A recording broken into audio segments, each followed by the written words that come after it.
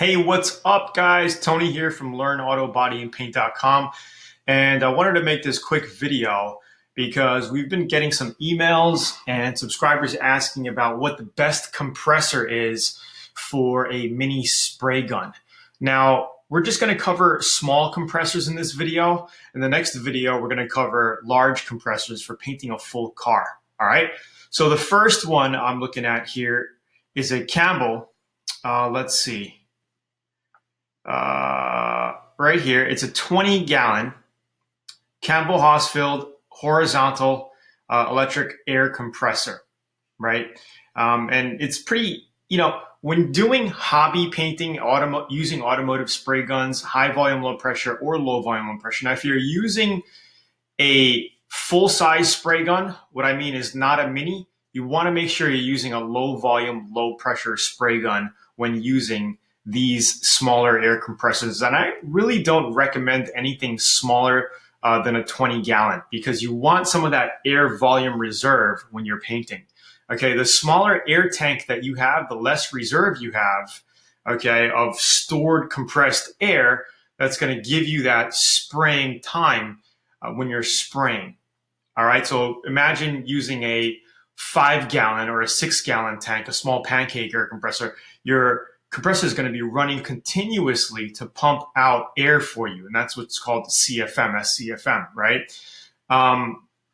So again, if you're doing motorcycles, car parts, maybe a car fender or a mobile, you're doing mobile repairs, a bumper cover or something, you want to start using at least a 20-gallon or a 30-gallon air compressor. So if we look here, here is a basic vertical style, and this is the horizontal style. So if you want to save space in your shop, go for something upright like this. Okay, and this is a good deal I found at Walmart, $189.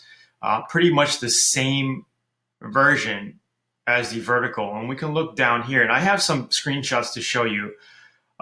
So it says this one delivers, where are the specs on this thing? I don't see any specs. Here we go, 20-gallon. This one doesn't really give you much specs. So it gives you 4 CFM at 90 PSI, 5 CFM at 40 PSI. When you're painting, we're only painting at 23 sometimes on rare instances. If you're using a mini gun, you're going to be spraying at a lot less air volume, air pressure, because you're doing small areas and you're doing graphics and stuff. So you're really only painting at about 25, 26, 27 PSI continuous airflow. So you're not even going to be using 40 PSI. And sometimes the gun rating says, 7 to 12 PSI CFM rating, right? But that's just all of these readings here are just kind of give you a guideline. It's not what you're actually going to be painting with.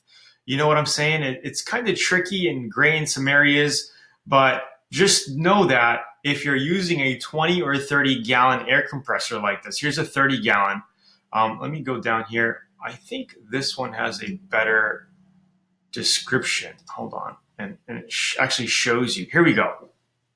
So if we look at painting pressure here, this little chart here, you're going to see that, hey, it's telling you need at least a 20 or 30-gallon volume size of air tank to be able to do some painting. Okay, grinding is going to take a lot more air, okay, and then sanding is going to take even more. You're going to want, because sanding, if you're sanding with a 30-gallon air tank, it's going to die out really quickly because it needs a lot of air to basically feed that air sander, the DA. Okay, if you look at up here, inflation, yeah, no problem. You can use a pancake air compressor. Okay, so this is kind of like a good gauge to look at.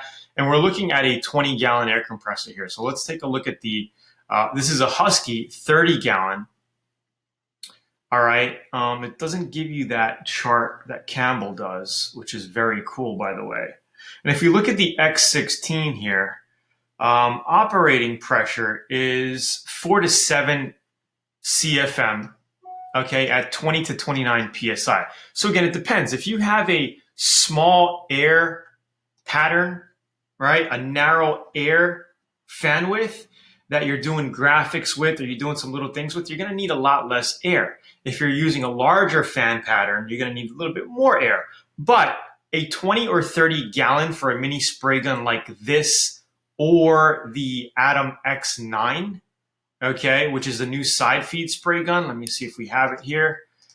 Is more than enough, okay, for painting complete motorcycles, gas tanks, helmets, DIY projects, and everything in between. Okay, so if you have the money, get a 30 gallon, because having more than not enough is always better.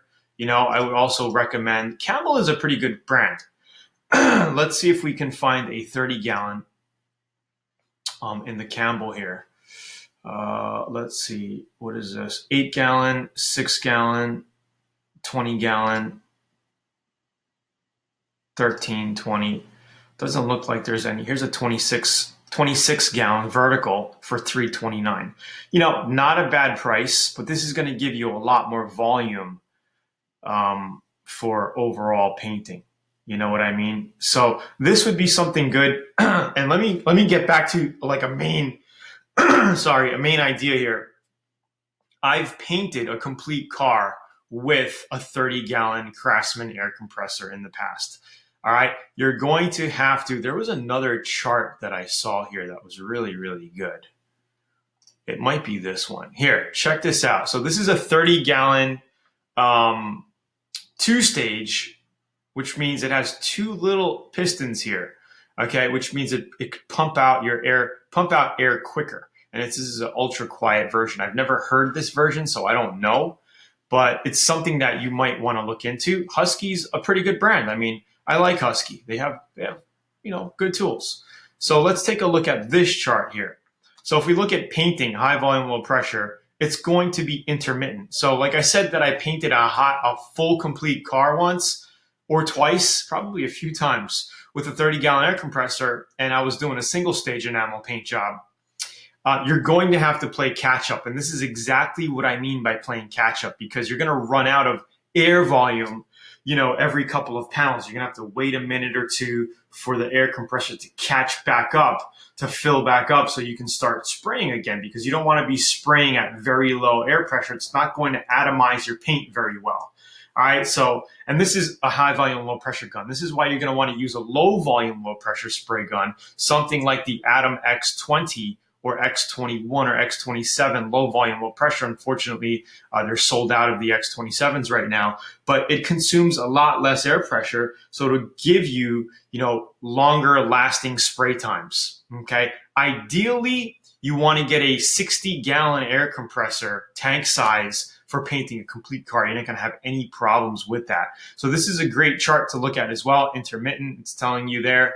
Like I said, if you're using any of these types of air tanks, 20, 30 gallon, you want to use, if you have a full size spray gun, okay, like a large full size, not a mini, you want to use a low volume, low pressure spray gun, okay?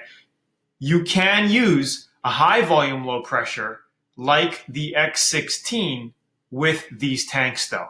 You can, because it requires a lot less CFM to operate the mini spray gun, because it's smaller. You've got a small tip size, you know, it's a small gun.